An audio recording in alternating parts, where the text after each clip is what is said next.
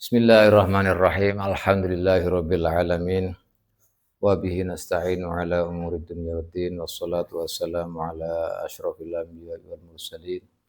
Sayyidina wa maulana Muhammadin wa ala alihi wa sahbihi ajma'in. Rabbi shrah li sadri wa yassir li amri wa hlul 'uqdatam min lisani yafqahu qawli. Subhanaka la ilma lana illa ma 'allamtana. Innaka antal alimul hakim wa tub alaina innaka antat tawwabur rahim. Amma ba'du. Faqala al-muallif rahimahullahu ta'ala wa nafa'ana bihi wa bi ulumihi wa bi ulumina fid dharain amin radhiyallahu ankum. Ila anqal walau tawaddu'a asna al-ghusli. Kamu sudah belajar fikih? Belum? Oh, belum juga. Nah, ya udah dengarkan aja nanti dari awal, ini sudah tingkat tinggi ya. Dengerin aja. Walau tawaddu'a lamun kok wudu sapa wong. Oleh wudu asna al-ghusli dalam tengah-tengahe adus. Au ba'dahu tawa dalam sawise adus, sawise ghusl. Jawabil lau hasala mongko hasilahu kaduwe wong apa aslu sunnati asal kesunatane sunnah. Nah, kemarin dijelaskan bahwa salah satu kesunahan mandi wajib atau mandi sunnah itu adalah wudhu. Yang paling bagus pertama kali sebelum mandi itu wudhu dulu. Kemarin dijelaskan wudhu ini merupakan kesunahan mandi. Kalau waktu mandi wajib itu tidak punya hadas, maka wudhunya itu niat melakukan kesunahan mandi. Tapi kalau wudhunya itu dia punya hadas kecil maksudnya, maka dia wudhunya itu niatnya menghilangkan hadas. Nah, ini kalau dilakukan sebelum mandi, itu hukumnya sunnah. Begitu juga dengan wudhu yang sempurna yang kemarin dijelaskan, wudhu berarti mulai membasuh wajah sampai kaki. Baru kemudian mandi. Ini merupakan kesunahan daripada mandi.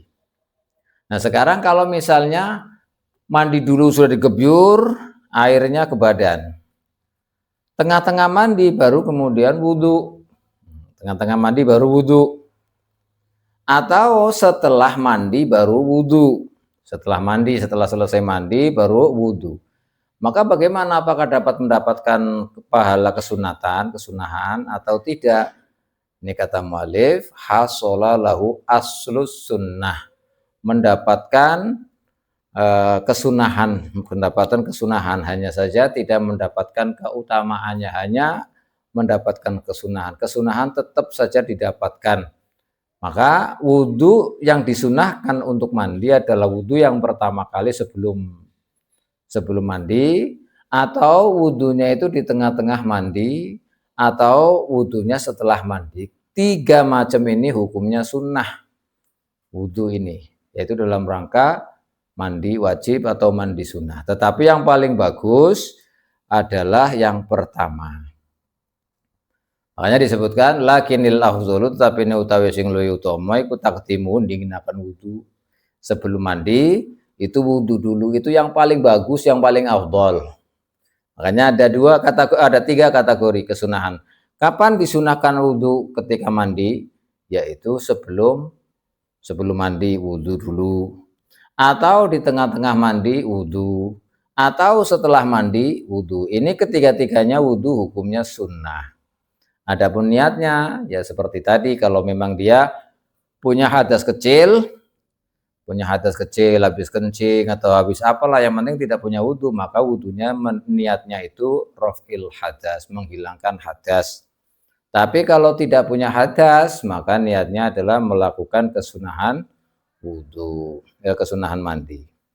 Lakinil afdhalu taqdimuhu. Nah, ini semuanya disunahkan, baik yang di pertama atau yang di tengah-tengah mandi atau setelah mandi, hukumnya sunnah berwudhu. Tetapi yang paling afdhal adalah wudhu sebelum mandi. Wa yukrahu lan den makruhaken apa tarkuhu tinggal wudhu. Nah, kalau tidak wudhu misalnya itu hukumnya makruh. Karena kesunahan yang dilakukan oleh Rasulullah Shallallahu Alaihi Wasallam, beliau dalam Sahih Bukhari menjelaskan bahwa Rasulullah Shallallahu Alaihi Wasallam tawaddoa wudu'ahu lis sholati ghairu ghusli qadamaihi ada, dan setiap hadis juga ada mengatakan bahwa Rasulullah ketika mandi itu pasti melakukan wudu. Makanya disunahkan bagi kita berwudu ketika mandi. Kalau meninggalkan wudu hukumnya makruh. Makanya kalau orang-orang soleh dahulu tidak pernah meninggalkan wudu ketika mandi. Jadi wudu ketika mandi itu minta bisolehin. Itu kebiasaan orang-orang soleh, orang-orang alim. Itu kalau mandi pasti wudu. Karena kalau meninggalkan wudu itu hukumnya makruh ketika mandi. Wayan wilan niat sapa wong bihi kelawan wudu sunnatal husli ing kesunatane adus. In tajarradat lamun kok mligi apa janabate wong mligi anil asghari saking hadas asghar.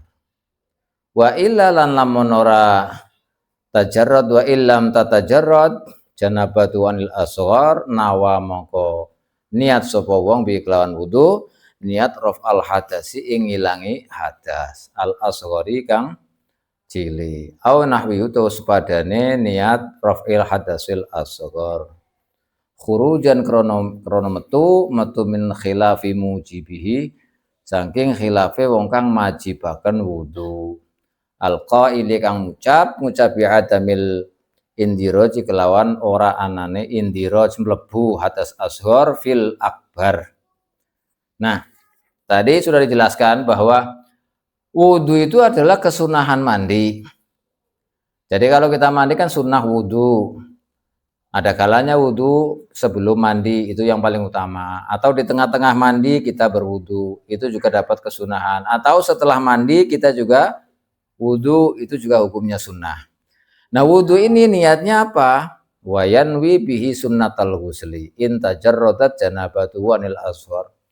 Kalau misalnya dia wudunya atau dalam ketika mandi besar, mandi wajib atau mandi apalah, itu tidak punya hadas asghar, tidak kencing atau tidak batal wudunya, punya wudu istilahnya. Maka niatnya adalah melakukan sunnatal ghusli, yaitu melakukan kesunahan mandi. Itu kalau memang tidak ada hadas, tidak batal wudunya. Tapi kalau batal wudunya bagaimana? Nawa bihi raf'al hadas, maka niatnya menghilangkan hadasil asghar atau sesamanya, yaitu pada niat-niat ya ketika dijelaskan dalam bab wudu. Kenapa? Karena khurujan min khilafi mujibi, karena keluar dari khilafnya orang yang mewajibkan mandi yang mengatakan bahwa hadas kecil itu tidak masuk kepada hadas yang besar. Jadi kan ada dalam kaidah fikih bahwa ketika itajamal amroni itu ulam yakhtalif maqsuduhuma dakhala ahaduhuma al-akhar. Jadi kalau misalkan ada wudu, ada mandi, itu kan tujuannya sama. Tujuannya sama, yaitu bersuci dan tujuannya adalah supaya untuk sholat misalnya. Sama ini. Maka hadas kecil masuk kepada hadas yang besar. Nah, kalau ini yang dalam kaidah fikih, tetapi ada orang atau sebagian ulama mengatakan tidak seperti itu. Jadi wudu sendiri, mandi besar juga sendiri. Artinya tidak bisa masuk hadas kecil, tidak bisa tergolong atau masuk ke dalam hadas besar. Ini ada orang yang mengatakan seperti itu, makanya niatnya seperti tadi. Tetapi menurut jumhurul ulama, mayoritas fuqaha mengatakan bahwa ketika ada hadas kecil, ada hadas besar, maka mandi saja itu sudah cukup, nggak perlu mandi, nggak perlu wudu, itu sudah cukup. Jadi kalau misalnya kita punya hadas besar, junub misalnya, kewajiban kita adalah mandi besar. Kalau kita mandi besar, kemudian setelah mandi besar nggak wudu langsung sholat, itu boleh menurut kaidah bahwa hadas kecil itu bisa masuk ke hadas yang besar, jadi satu istilahnya. Maka nggak apa-apa ala kaul ini, pendapat ini. Tapi ada sebagian ulama yang mengatakan tidak bisa, hadas kecil tidak bisa masuk kepada hadas besar, tidak bisa jadi satu. Jadi kalau misalkan mandi nggak wudhu, ya tetap saja nggak boleh. Ini menurut sebagian pendapat ulama. Tetapi menurut mayoritas ulama bahwa hadas kecil itu bisa masuk kepada hadas besar. Makanya kalau misalnya mandi saja tanpa wudhu juga nggak apa-apa. Hanya saja itu makruh. Nah, yang bagus bagaimana? Yang bagus ya ketika mandi kita wudhu. Cara wudhunya tadi. Walau ahdasa lan lamun hadas sapa wong. Oleh hadas badar tifa janabati a'dha'il wudu'in dalam sawise ilange janabate pira-pira anggota wudu. Lazima mongko wajib ing wong apa al wudu murattiban hale wong kang nertibaken oleh wudu bin niyati kelawan niat. Nah, sekarang kalau ada orang hadas ba'dar tifa'i janabati a'dha'il wudu. Dia setelah membasuh, kok kalau mandi itu kan harus dibasahin semuanya itu badan. Dan ternyata anggota wudunya ini sudah terbasuh semuanya, mulai muka, tangan, sebagian kepala, kemudian kaki, semuanya sudah. Ya. Semuanya sudah.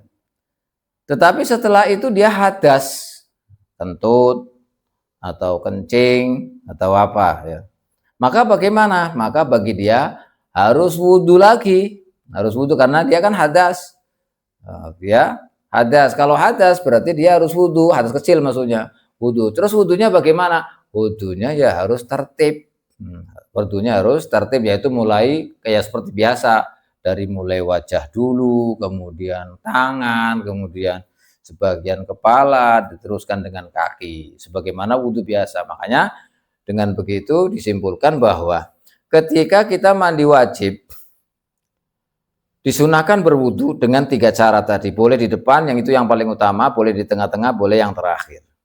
Tetapi kalau misalnya setelah mandi, kemudian sudah dibasuh anggota wudunya, kemudian hadas, dia kan nggak boleh sholat, nggak boleh sholat karena dia punya hadas kecil itu, maka dia harus wudhu. Wudhunya seperti wudhu biasa dengan tertib, yaitu dengan membasuh kepala, tangan, sebagian kepala, membasuh wajah, tangan, kemudian sebagian kepala dan kaki.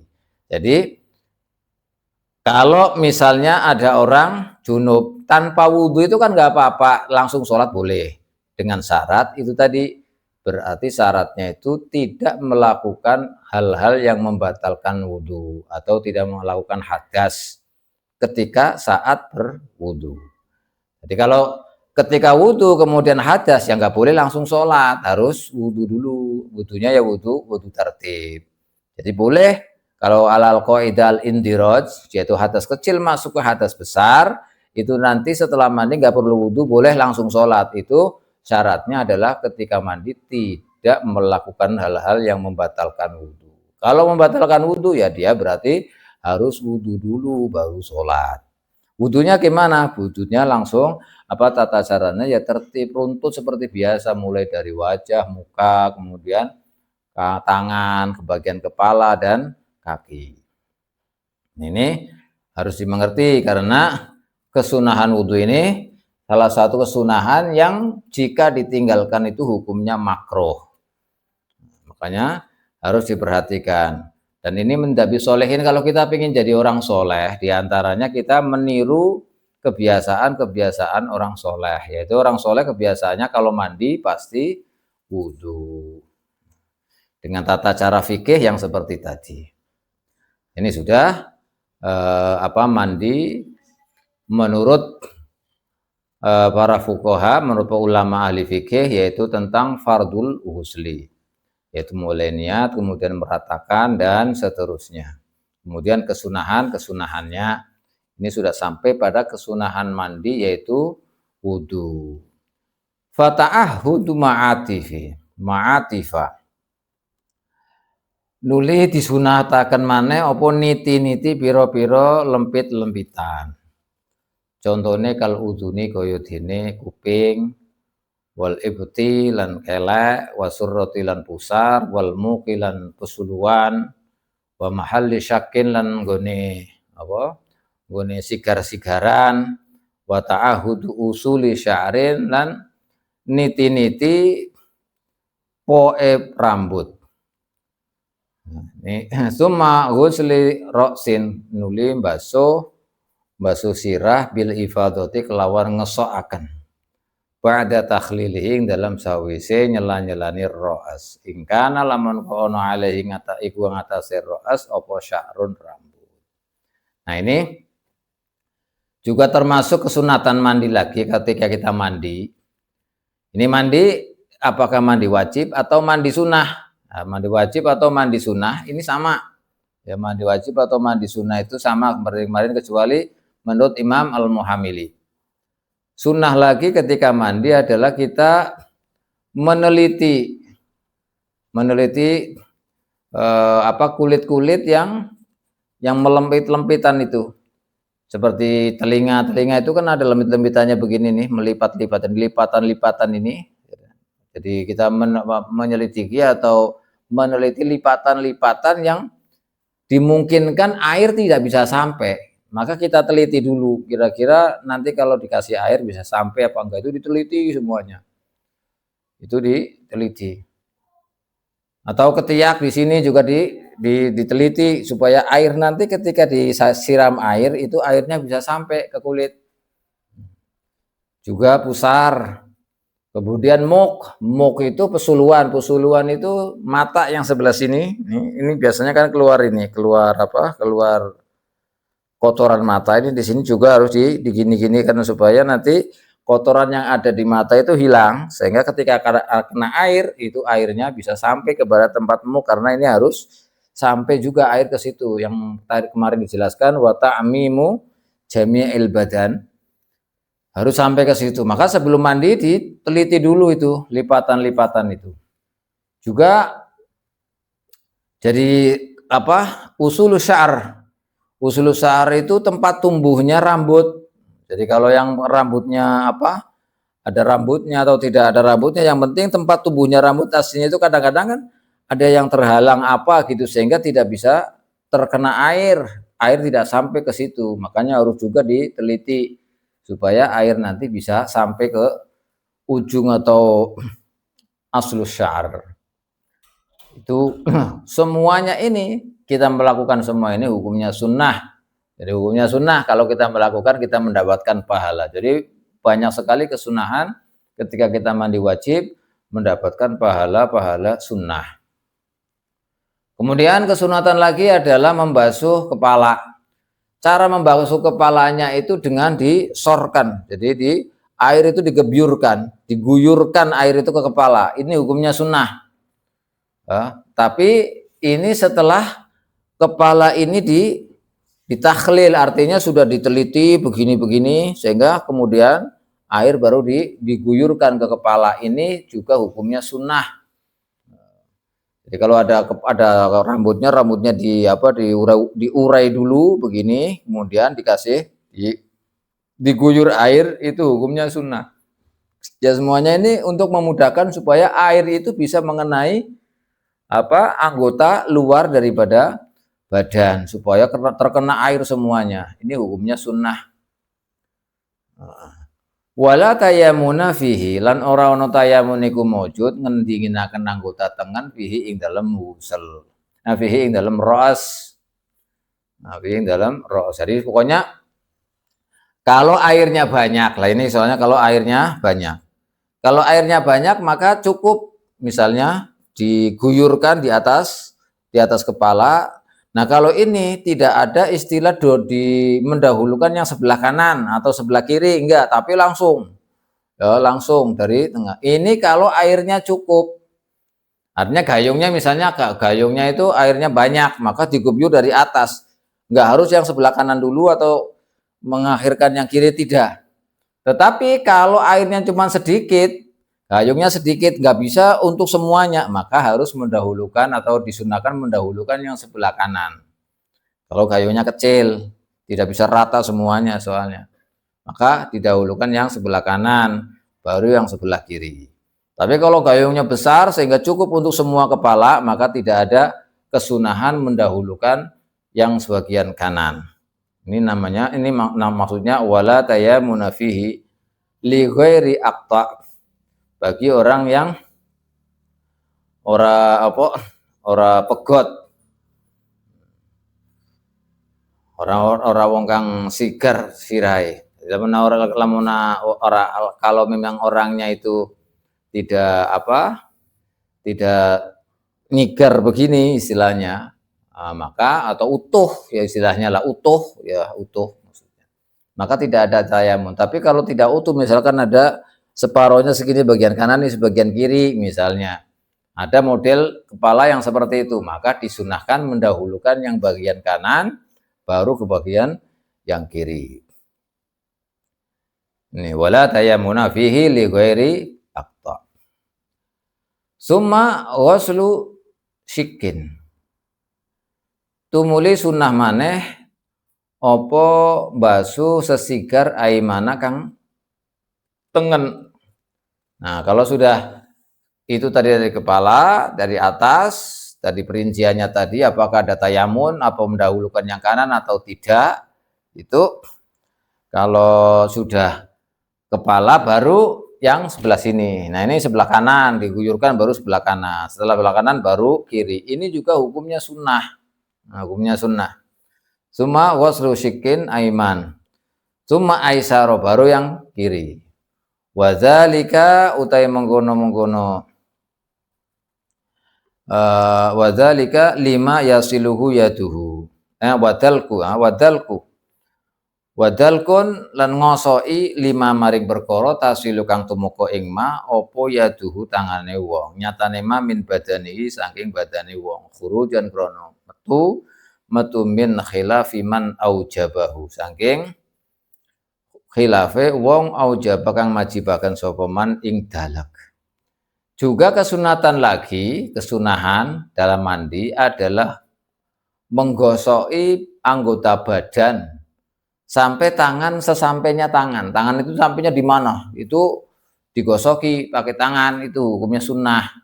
Jadi gosokan dengan tangannya itu digini-giniin sampai mana? Yang anggota badan yang pokoknya tangan kira-kira bisa sampai semuanya, itu hukumnya sunnah. Kenapa sunnah? Khurujan min khilafi man aujabahu, yaitu karena ada sebagian ulama yang mewajibkan menggosoki anggota badannya dengan tangannya. Itu ada yang mewajibkan, yaitu salah satunya adalah mazhab Maliki. Mazhab Maliki itu mengharuskan atau mewajibkan adanya gosokan atau tangannya menggosoki anggota badan yang sampai di mana saja tangan ini sampai, digosoki semuanya dengan tangannya. Nah, ini hukumnya juga sunnah. Ini beberapa kesunahan yang disebutkan oleh muallif ini, oleh pengarang kitab ini ketika kita mandi. Wa taslisun dan sunnah maneh apa ngaping teloni. Ngaping teloni liwus li jami'il badani mari ngedusi sekabehane badan. Wadalki lan gosoan batasmiyati lan baca bismillah wa dzikril maca zikiran akibau ing dalam sawise wusul. Nah, kesunahan lagi juga kita ketika mandi setelah membasuh semuanya rata, diulangi lagi sampai 3 kali. Pertama sudah rata semuanya, gosok-gosok dan lain-lain, kemudian diguyur lagi 2 kali berarti, terus 3 kali. Nah, ini 3 kali mengguyurkan air ke semua badan itu hukumnya sunnah.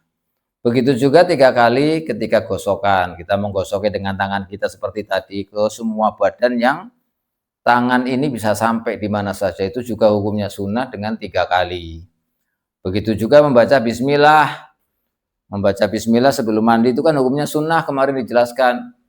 Sunnah yang pertama untuk mandi adalah membaca bismillah. Baca bismillahnya 3 kali. Ini juga sunnah.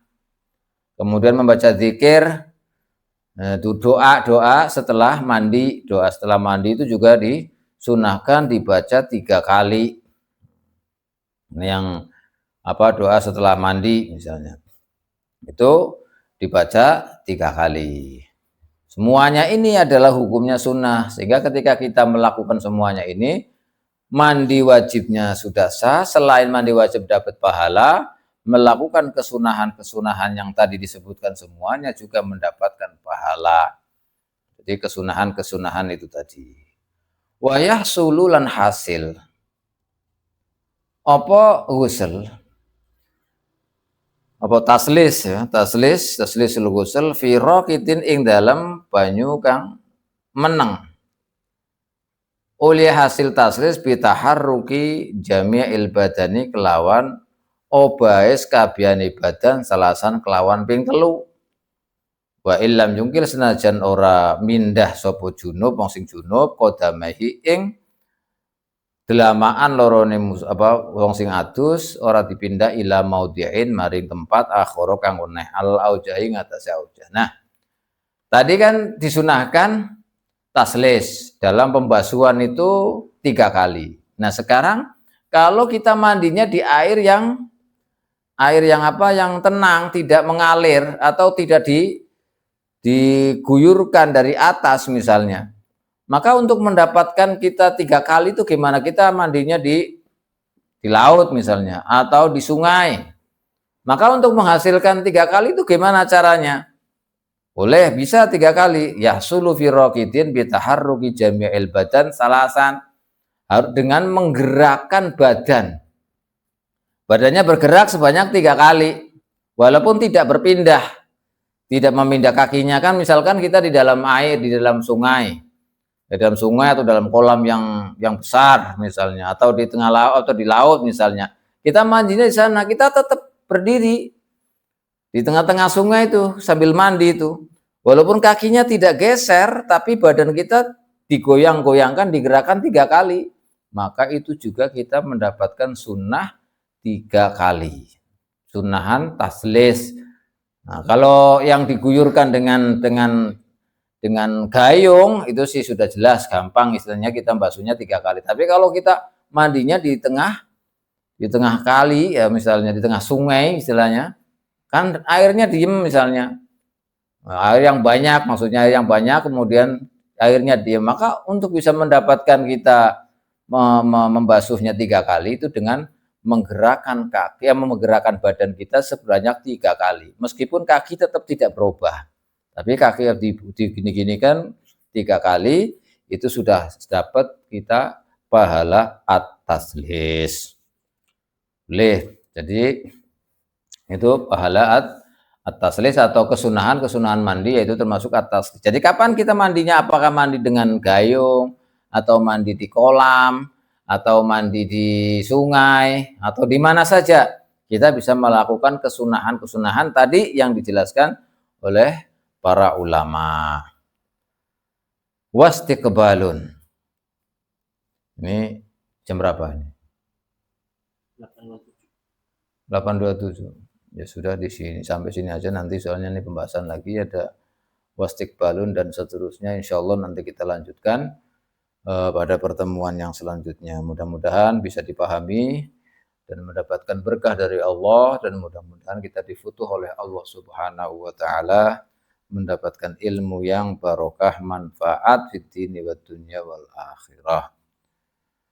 Demikian, wallahu a'lam bishawab.